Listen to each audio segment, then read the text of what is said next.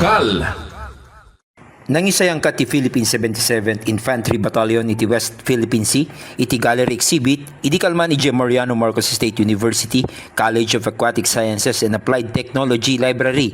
Naipabuya ti exhibit tapno mamuan dagiti estudyante, iti West Philippine Sea, babayan kadagiti makita a visual materials. Naitampok ti exhibit dagiti retrato, mapa, ken information materials ang mangipakita iti geopolitical, environmental, ken economic significance iti maritime area.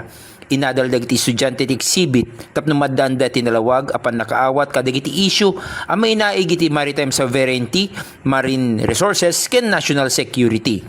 Iti presentasyon ni Lieutenant Hermie Jane Macalisang di 77th Infantry Battalion ti kinapateg ti informed citizenship ken intapok na ti akem dagiti agtutubo kas kadagiti estudyante ti MMSU Kasat iti panakaawat kadagiti pakaseknan iti pagilian ang mga pektar iti territorial waters iti Pilipinas.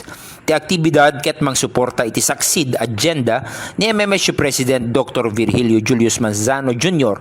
partikular iti panangparangay iti strategic access ken equity, universal quality education ken dynamic ken holistic workforce development. Para iti IFM News, Idol Glenn Batuyong Tatak, IFM. IFM News. IFM News. IFM News. Lokal.